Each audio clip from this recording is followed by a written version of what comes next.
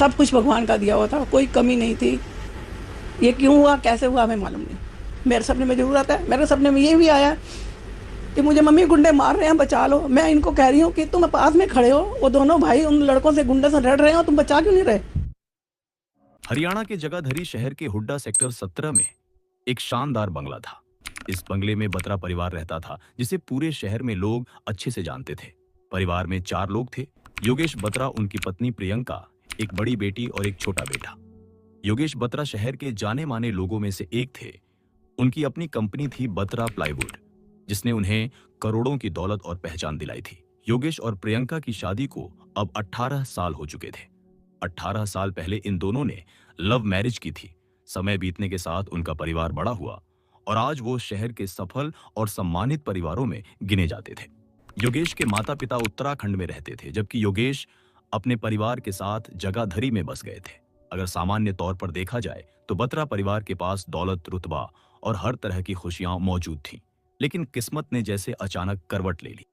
28 मई 2016 की सुबह की प्रियंका रोज की तरह नींद से जागी और बगल में सो रहे अपने पति योगेश को उठाने के लिए पुकारा, लेकिन कई बार आवाज देने के बावजूद योगेश नहीं उठा। प्रियंका को कुछ अजीब सा लगा। उसने योगेश को हल्के से हिलाया डुलाया, मगर फिर भी योगेश नहीं उठा। उसने देखा कि योगेश का शरीर ठंडा पड़ चुका था और उसकी सांसें नहीं चल रही थीं। ये देखते ही प्रियंका चीख पड़ी और तुरंत पड़ोसियों की मदद ली।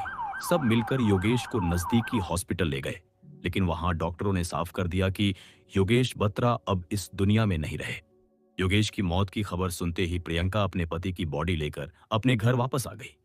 उसने तुरंत अपने माता पिता को और योगेश के माता पिता को भी फोन करके सारी बातें बताई। कुछ ही घंटों में पूरा परिवार बत्रा बंगले में इकट्ठा हो गया। प्रियंका ने सभी को बताया कि कल रात योगेश को सीने में हल्का दर्द हो रहा था, उसे पसीना आ रहा था और शायद सोते वक्त उसे अटैक आया था। परिवार के सभी लोग प्रियंका की बातों पर यकीन कर लेते हैं। शाम तक योगेश का अंतिम संस्कार भी हो जाता है। योगेश के मौत के बाद उनके माता पिता जगाधरी में ही रुक गए। वो चाहते थे कि प्रियंका के पास कोई सहारा रहे। कुछ ही दिनों के बाद योगेश के परिवार ने फील किया कि प्रियंका जैसे अपने पति की मौत के गम को भूल चुकी थी।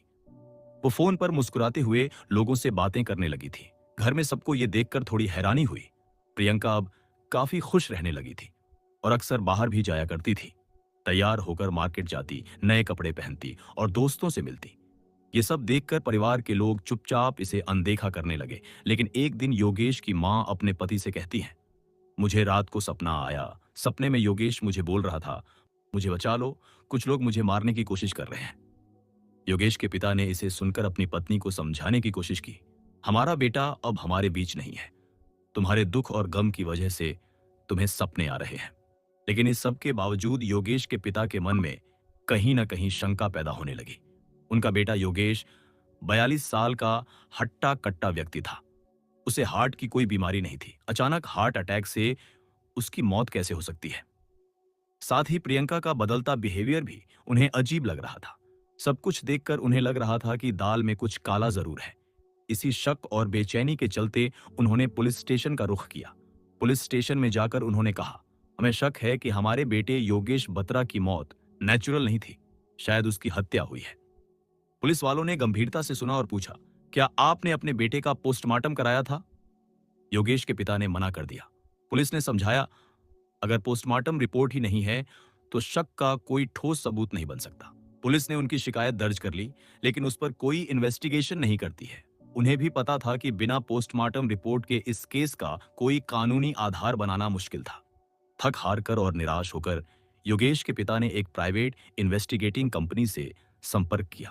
उन्होंने सारी कहानी बताई कि उनके बेटे योगेश की कुछ दिन पहले मौत हुई है और उन्हें शक है कि ये नेचुरल नहीं बल्कि हत्या थी और उन्हें प्रियंका पे शक है। प्राइवेट इन्वेस्टिगेटिंग कंपनी तुरंत अपने डिटेक्टिव्स प्रियंका के पीछे लगा देते हैं। अब ये डिटेक्टिव्स लगातार प्रियंका पर नजर रखने लगे और हर छोटी बड़ी चीज की रिपोर्ट तैयार करने लगे। कुछ ही समय में उन्हें कई चौंकाने वाली बातें पता चली।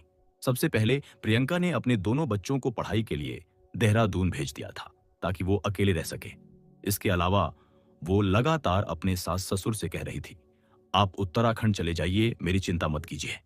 सबसे बड़ी बात ये पता चली कि प्रियंका ने योगेश के सारे बिजनेस, सारे डॉक्यूमेंट और बैंक अकाउंट चुपके से अपने नाम करवा लिए थे।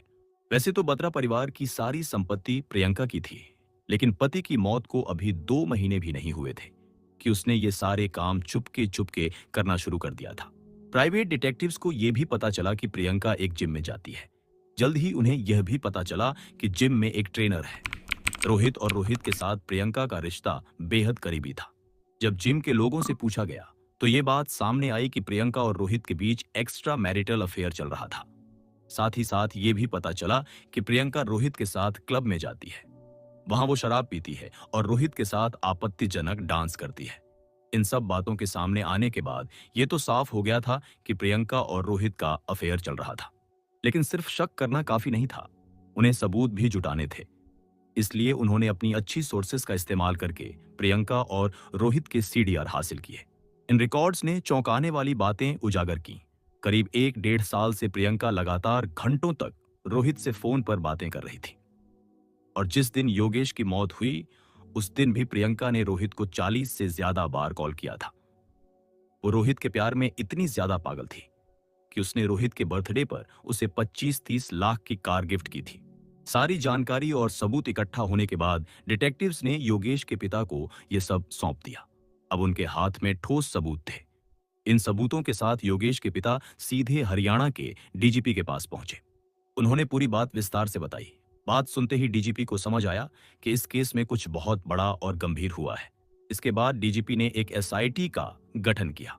टीम ने सबसे पहले प्रियंका और उसके जिम ट्रेनर रोहित की सीडीआर की जांच की रिकॉर्ड से साफ पता चला कि पिछले 1-1.5 साल से ये दोनों घंटों तक लगातार फोन पर बातें कर रहे थे। सबसे चौंकाने वाली बात ये पता चली कि जिस रात योगेश की मौत हुई, उस रात प्रियंका और रोहित दोनों की मोबाइल लोकेशन एक थी। मतलब रोहित उस रात प्रियंका के साथ उसके बंगले में मौजूद था। ये बात वहां लगे सीसीटीवी कैमरों से भी साबित हो गई। कैमरे में रोहित 2 और लोगों के साथ योगेश के घर के अंदर जाता दिखाई देता है। अब पुलिस के सामने साफ हो गया था कि योगेश की हत्या के पीछे कहीं ना कहीं प्रियंका और रोहित का हाथ जरूर था। सबूतों के आधार पर पुलिस ने सबसे पहले जिम ट्रेनर रोहित को गिरफ्तार किया। सख्ती से पूछताछ होने पर वो सब कुछ बता देता है कि योगेश का मर्डर प्रियंका और मैंने मिलकर किया है। पुलिस ने प्रियंका को भी हिरासत में ले लिया। दोनों को साथ बैठाकर जब सारे सबूत उनके सामने रख दिए गए तो बातों का एक जाल धीरे धीरे खुलने लगा। प्रियंका ने बताया कि 2015 में उसका वजन काफी बढ़ गया था और उसी के चलते उसने जिम ज्वाइन कर लिया था। वहीं उसकी मुलाकात जिम ट्रेनर रोहित से हुई। ये शुरुआत दोस्ती से हुई, फिर वो दोस्ती प्यार में बदल गई। रोहित अक्सर तब योगेश के घर आया करता था जब बच्चे स्कूल होते और योगेश काम पर। दोनों के बीच रिश्ता गहरा हो गया। वो घर आकर प्रियंका से शारीरिक संबंध भी बनाता था, लेकिन ये सब कुछ ज्यादा दिनों तक छिपा नहीं रह सका। जनवरी 2016 की एक शाम जब रोहित और प्रियंका कमरे में साथ थे, तभी योगेश अचानक घर लौट आया और दोनों को बिस्तर पर देख लिया। योगेश ने गुस्से में आकर दोनों से कहा कि ये सब तुरंत बंद करो, वरना मैं तुम्हारे खिलाफ केस दर्ज करवा दूंगा और तुम्हें जेल भिजवा दूंगा। उस वक्त प्रियंका और रोहित ने हाथ जोड़कर माफी मांगी और वादा किया कि आगे ऐसा कुछ नहीं होगा। मामला शांत हो गया, मगर रिश्ता टूट चुका था। उस दिन के बाद से प्रियंका और योगेश के बीच छोटी छोटी बातों पर बार बार झगड़े होने लगे। प्रियंका को अब ये तो पता चल गया था कि अब उनका रिश्ता पहले जैसा नहीं रहेगा। वहीं उसे रोहित से मिलने का मौका भी कम मिलने लगा और उसकी चाहतें अधूरी रह गईं। निराशा बढ़ती गई। प्रियंका ने रोहित को बार बार बुलाया और कहा कि अब कुछ करना ही होगा। रोहित ने पहले कहा कि तुम योगेश से डिवोर्स ले लो और मुझसे शादी कर लो, पर समस्या यह थी कि तलाक होने पर प्रॉपर्टी में प्रियंका को हिस्सा नहीं मिलने वाला था और रोहित के पास इतना बैंक बैलेंस भी नहीं था कि प्रियंका की लाइफ आराम से चला पाए। तब दोनों ने दूसरा रास्ता चुना। अगर तलाक से फायदा नहीं है तो योगेश को रास्ते से हटाना होगा। ऐसा करना होगा कि उसकी मौत नेचुरल लगे और सारी प्रॉपर्टी प्रियंका को मिले। उन्होंने ठान लिया कि योगेश की हत्या की जाएगी और उसे हार्ट अटैक दिखा दिया जाएगा। और फिर उन्होंने मिलकर एक प्लान बनाया। सबसे पहले उन्होंने 2 लोगों को हायर करने का फैसला किया, ऐसे लोग जो इस काम को अच्छे से कर सकें। उन्होंने मर्डर के लिए 2 क्रिमिनल को हायर किया, श्याम सुंदर और सतीश कुमार। इन दोनों को इसके लिए 10 लाख रुपए देने का प्रॉमिस किया गया था। ये चारों मिलकर योगेश बत्रा के मर्डर को अंजाम देने वाले थे। प्लान के मुताबिक 27 मई 2016 की रात जब योगेश अपने कमरे में सोने चला गया, तब रोहित दोनों लड़कों के साथ उनके घर में एंटर हुआ। दरवाजा पहले से ही प्रियंका ने खुला छोड़ रखा था। तीनों घर में घुसे और योगेश के कमरे में पहुंचे। तकिए का इस्तेमाल करके उन्होंने योगेश का मर्डर कर दिया। हत्या के बाद रोहित और दोनों अपराधी घर से निकल गए। अगली सुबह प्रियंका ने पूरा नाटक करते हुए यह दिखाया कि योगेश को हार्ट अटैक आया था। उसका मकसद ये था कि किसी को मर्डर का शक न हो। योगेश का पोस्टमार्टम किए बिना ही उसका अंतिम संस्कार कर दिया गया। लेकिन बाद में योगेश के पिता को इस मामले पर शक हुआ। प्राइवेट इन्वेस्टिगेटिंग कंपनी की मदद से सच्चाई सामने आई। पुलिस ने मामले की तह तक जाकर लगभग 25 लोगों की गवाही और तमाम सबूत इकट्ठे किए। कोर्ट में केस लंबा चला और फाइनली 6 अगस्त 2021 को फैसला सुनाया गया।